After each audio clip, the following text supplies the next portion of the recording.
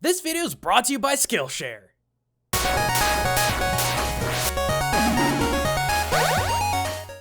Hey everyone, Gaijin Goombah here, and welcome back to Culture Shock.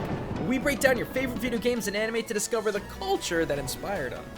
And man, when it comes to this week, I don't think there's a bigger shock to gaming right now than what's going on in the world of Pokemon.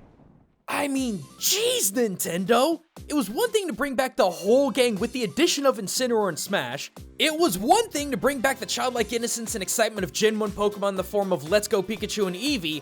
But no! You had to step up your game this week one rung higher, releasing this insanity. A live-action Detective Pikachu movie. It's weird, it's strange, but damn if I don't love it. Yeah, you haters say what you want, we're stoked for this movie. I mean, really? With all this talk about the Pokemon looking gross? They're monsters! I mean, okay, the Uncanny Valley vibe some of you folks are talking about I get, but come on! A frog that uses its tongue as a scarf is gonna look at least kinda freaky. On the whole though, this movie looks freaking fantastic, not to mention that the humor is self-aware and on point, which is very, very critical for this kind of movie. And Ryan Reynolds is voicing Pikachu. Deadpool is voicing Pikachu. So with all that hype, I figured now would be as good a time as any to find our way back to Pokemon and pick one to culturally break down. And with the return to Gen 1 with Let's Go, there was one OG Pokemon in particular I've been dying to talk about. Charizard. Alright dude, I'm fired up. Which one of Japan's limitless yokai is our boy based on? Or maybe he's based on one of Japan's wild folk stories. There's tons of dragons in their mythos after all. Charizard's German, dude. What? Charizard's German. Yeah, trust me, I understand the confusion too. Fairy tales have been a long-running yokai trope for as long as I can remember. But no joke, Charizard is 100% the property of Deutschland. Okay, but how? I'm so very glad you asked. A fan and friend of mine, Andre Geisluna, sent me a tweet not too terribly long ago, and not only did it tip me off at the possibility of Charizard being more German than Oktoberfest, but he downright gave me a massive PDF file with tons and tons of potential connections between Germany's long-forged folklore and our big orange lad. Also, fair warning guys, I am garbage at German. I think my Reinhardt video way back when kinda proved that, so please go easy on me. I can at least get the written parts right. Alright, so out of all of these assumed dragons, which one is it? Well, that's the bad news. I don't know. How can you not know? I mean, it either is or it isn't, isn't it? See, that's where things start to get tricky. Charizard itself isn't really that complicated a Pokemon. I mean, boy's a dragon, or at least looks like one. So it's open to a lot of interpretation. Yeah, but Charizard's got one super unique trait. Its flaming tail, which acts not only as an ECG, but also a hyperthermal mood ring based on Pokédex entries. We also know it's capable of flight at 4,600 feet, breathes fire that can melt rocks, and never attacks anything weaker than itself, but... I guess that's it. Well, the good news is that, yes, Charizard's flaming tail does isolate the possibilities. But in the 45 pages of citations from bestiaries and other folk text I was sent, there was not one, but 3 possibilities when it comes to connections with Charizard, with the easiest of these 3 being the Drac. According to the Hausgeister in Franken, or domestic spirits in Franconia, Drac are flying lizard-like domestic spirits native to North and Central Germany. But the Drac aren't the standard flare D&D dragon you might think them to be, because in all technical speaking, they aren't really dragons. Though they have the nickname of House Dragon, are lizard-like in appearance, and have an ever-present theme of flame, it's believed that Dracs are derived more from fey creatures such as goblins, fairies, or even devils. Trust me, I know it's confusing, but Drac are basically dragon, not dragon, if my research is to be believed. Which, in a weird sort of way, might explain why Charizard is a flying fire type, just like the Drac, but not a dragon type. Well, curious, but not exactly the strongest evidence. What else is there? Well, for one, just like Charizard, Drac also had glowing flaming tails, flew, and breathed fire. But unlike a lot of your atypical dragons, which would hoard loot for itself, Drac would actually give goods to members of the specific household it dwelled in. Similar to the house goblins we discussed in the last video, house dragons would bring their owners various goods like money, gold, jewelry, grains, butters, meats, which the creature stole from somewhere else. And all one had to do to keep it around was to feed it milk, millet, meat, and quark. Wait, are we talking subatomic particles or that Ferengi from Star Trek? Neither. Quark is basically a kind of fresh European cream cheese. Oh. I know, right? Anyway, the unique thing about the Drac though is that their conception originated from natural phenomena. Shooting stars streaking across the sky were believed to be light from different Drak tails as they hopped into different house chimneys. Yeah, Drak were almost like little lizard Santa Clauses. Other nightlights, such as Aurora Borealis or even over-illuminated chimney tops, were believed to be evidence of a Drak.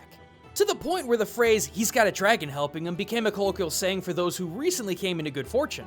In any case though, you can find a number of these tales involving these flame-tailed creatures in books like The Golden Estate, Sorbian Fairy Tales, and The Rabbit in His Sleeve, Fairy Tales from Spielwald and Lausitz. Well, that's definitely an interesting coincidence if nothing else, what with these two dragon-not dragons having fiery tails. But I don't think I've ever seen a Charizard dip and dive into chimneys bringing stolen goods to Pokemon trainers. Well, like I said, there's a good number of candidates in the German folklore excerpts I got, with the Drak only being one of them. The next one, the Alpeter, well, check this out. Taken from the Kleines Lexikon der Dämonen und Elementalgeister, or Small Lexicon of Demons and Elementals, the Alpeter is actually more nightmare fuel than anything. To quote the text, the Alpeter is a huge, shadowy man who wanders from place to place suffering for its sins in life in and around Weldenstein Mountain. In other tales, the creature is said to resemble a black dog with a bright glowing tail.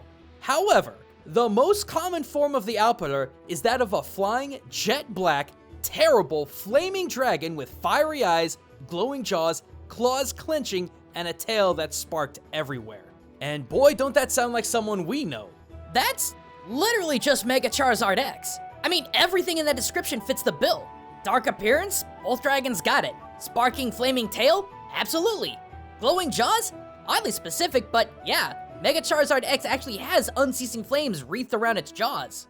And as weird as it is to say, even the clenching claws part at least has a mild connection to Mega Charizard X's tough claws ability. But that's just a Mega evolution. What about Mega Charizard Y, or even just Charizard proper?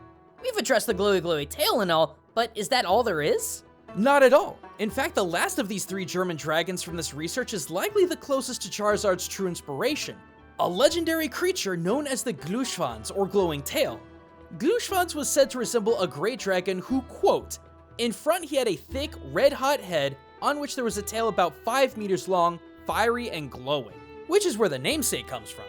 And if you're starting to think he sounds a lot like a Drak, well, you're not wrong, because Gluons was also probably conceived by the explanation of shooting stars, well, with that glowing tail and all. Also like the Drak, Gluons was also a sort of house dragon who would bring money and food to whoever took care of it. And this is something I forgot to mention, but house dragons weren't necessarily a good thing, because due to a dragon's close association with the occult, in the beginning, Gluons and Draks were believed to be either an associate of Satan or even the devil himself. Heck, the image problem was even worse for Gluons, whose presence was believed to be a terrible omen. Not exactly the best look you could give Charizard's theoretical father. But over time, Gluons began to take on a different identity. In more recent iterations I could find, Gluons has since become more of a benevolent creature. On top of delivering food and money for those in need via chimney, it was believed that it would fly over villages at night, keeping a constant vigil. And whenever it would catch an evildoer, its tail would burst with radiance and illuminate the ne'er-do-wells in the middle of their act, catching them red-handed. And that's if you're lucky. If Gluons catches you doing wrong and learns where you live, instead of dropping money or food, he'll take a big old dump in your chimney. Wait, what? Yeah, sounds fun, right? But are you starting to see a connection here? Yeah, actually. On top of this whole idea of being a flying winged dragon with a massive fiery tail, there's a similarity of sorts when it comes to benevolence. According to several Pokedex entries, Charizard would never attack anything weaker than itself and would actively be looking for strong opponents. I know it's a bit of a stretch, but Gluons shares that nobility in a way. Ever vigilant, looking for wrongdoers to punish, and based on its folk stories, would never attack anything weaker than itself. But see, that's been the whole issue with trying to find Charizard's origin. It's all stretches. There's a lot, and I mean a lot of evidence that points its origins in the direction of Germany, but it's just not super concrete. But maybe it doesn't have to be. As we said before, so many Pokemon are loosely based off of various folklore figures, but honestly, none of them really feel one-to-one. It's only too bad we can't call up Atsuko Nishida and ask for ourselves. As Charmander's designer, she'd have this video wrapped up in a flash. I mean, it's not just this, but it's super frustrating when I want to teach or even learn about something, but the resources aren't there. But I recently tripped into a service that actually helped fix that problem to a degree. Skillshare.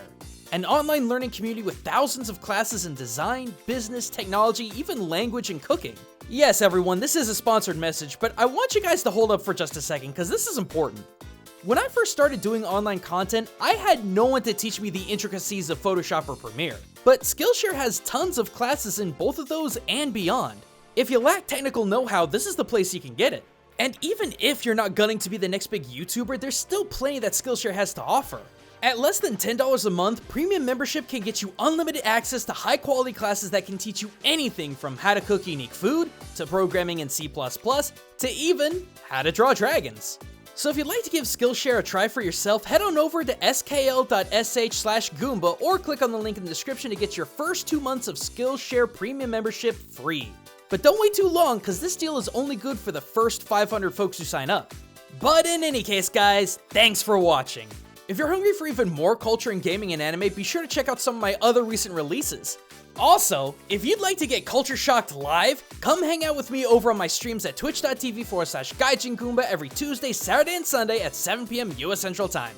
But until next time, everyone, this is Gaijin Goombah, signing out.